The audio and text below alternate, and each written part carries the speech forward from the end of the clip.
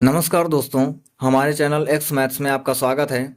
इस चैनल पर मैं जनरल मैथमेटिक्स की वीडियो डेली अपलोड करता हूं, जो कि कम्पिटिटिव एग्जाम्स के लिए काफ़ी ज़्यादा महत्वपूर्ण है।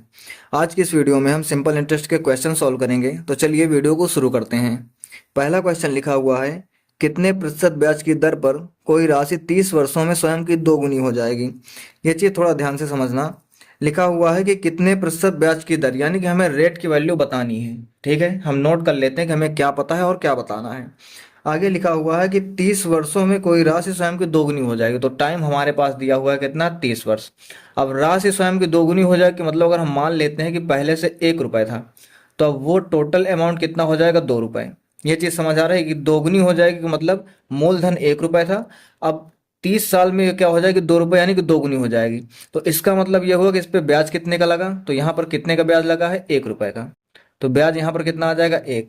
अब हम फार्मूला लगा देंगे सिंपल इंटरेस्ट का और आसानी से हमारा आंसर आ जाएगा, PRT/100।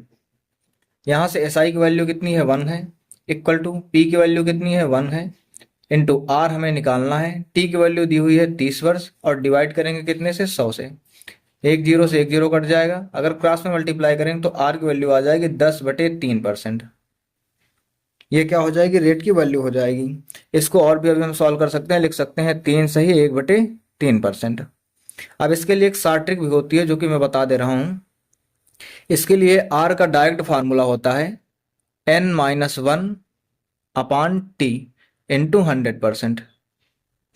एन का मतलब होता है कि कितने गुना हो जाएगी, वो चीज़ है। तो यहाँ पर दिया गया है क्वेश्चन में कि 2 गुनी हो जाएगी, तो एन की वैल्यू रखेंगे हम 2 माइनस 1 बटे टाइम की वैल्यू दी हुई है 30 वर्ष, इंटू हमें कर देना है 100% से। 2 से 1 माइनस करेंगे, ऊपर 1 आ जाएगा, बचेगा 100/30। इसको डिवाइड कर देंगे तो 10/3 आ जाएगा, जिसे हम लिख सकते हैं 3 सही 1/3%।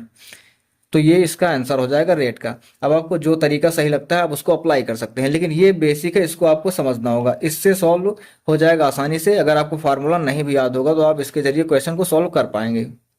दूसरा क्वेश्चन देखते हैं। लिखा हुआ है, साधारण ब्याज की किस दर पर कोई राशि 10 वर्ष में स्वयं की दोगुनी हो जाएगी।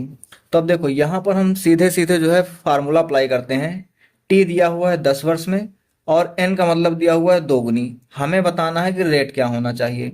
तो रेट के लिए अभी मैंने फार्मूला बताया था, n-1/t इंटू 100%। हम यहाँ पर सारी चीजें रख देते हैं और हमारा आंसर आ जाएगा। एन की वैल्यू दोगुनी दी हुई तो 2 - 1 करेंगे। टी की वैल्यू 10 वर्ष दी हुई है, इंटू हम कर देंगे 100%। 2 से 1 माइनस करेंगे, ऊपर 1 आ जाएगा, 10 से इसको काटेंगे तो 10 बार में जाएगा। तो डायरेक्ट हमारा आंसर कितना आ जाएगा, 10% का। ये रेट की वैल्यू हो जाएगी। तीसरा क्वेश्चन देखते हैं। लिखा हुआ है, यदि एक राशि 7 वर्षों में 4 गुनी हो जाती है, तो कितने समय में वह राशि उसी साधारण ब्याज की दर पर 16 गुनी हो जाएगी। पहली कंडीशन है कि 7 वर्ष में 4 गुनी हो जाती है, यानी कि टाइम दिया हुआ है 7 वर्ष और एन की वैल्यू दी हुई है 4 गुनी। दूसरी कंडीशन में हमें बताना है कि कितने टाइम में वह 16 गुनी हो जाएगी। तो टाइम की वैल्यू हमें बताना है, एन की वैल्यू है 16 गुनी। तो इसके लिए भी डायरेक्ट फार्मूला क्या होता है, डायरेक्ट फार्मूला इसके लिए होता है n-1/t1, n1 हो जाएगा यहाँ पर, इक्वल टू n2-1/t2। जैसा पिछले क्वेश्चन में सेम ऐसा ही फार्मूला था, लेकिन वहां पर एक कंडीशन दी हुई थी, तो वहां पर हम 1 और 2 नहीं ले रहे थे। यहाँ पर हमारे पास 2 कंडीशन है, तो 1 और हम 2 ले रहे हैं। यहाँ पर हम वैल्यू पुट करेंगे। n1 की वैल्यू है 4, तो 4 माइनस 1 कितना हो जाएगा, 3 हो जाएगा। t1 की वैल्यू है 7, इक्वल टू n2 की वैल्यू है 16, 16 माइनस 1 15 हो जाएगा। डिवाइड बाई हमें टाइम बताना है। 3 से अगर इसको डिवाइड करते हैं तो 5 बार में जाएगा। क्रॉस मल्टीप्लाई करेंगे तो t2 की वैल्यू कितनी आ जाएगी, 7-5 = 35 वर्ष। इसका मतलब ये हो जाएगा कि वो राशि समान दर पर 35 सालों में स्वयं की 16 गुनी हो जाएगी। ये इस क्वेश्चन का आंसर हो जाएगा। लास्ट क्वेश्चन देखते हैं।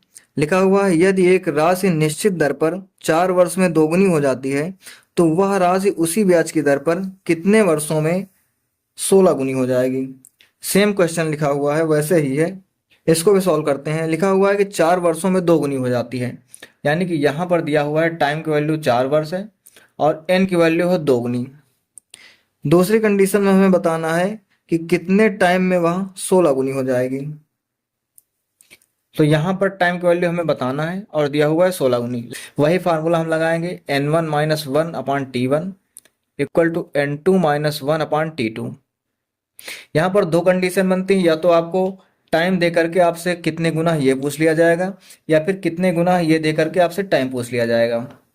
वैल्यू अगर पुट करेंगे तो n1 - 1 कितना हो जाएगा, 2 - 1 ऊपर 1 हो जाएगा, और t1 की वैल्यू यहाँ पर 4 हो जाएगी, इक्वल टू n2 देखेंगे तो 16 - 1 15 हो जाएगा, और यहाँ पर t2 तो क्रॉस में मल्टीप्लाई करेंगे तो t2 की वैल्यू 15 जो को 60 वर्ष आ जाएगी। ये इस क्वेश्चन का आंसर हो जाएगा। अगर आपको वीडियो अच्छी लगी है तो लाइक, शेयर और चैनल को सब्सक्राइब कीजिए। धन्यवाद।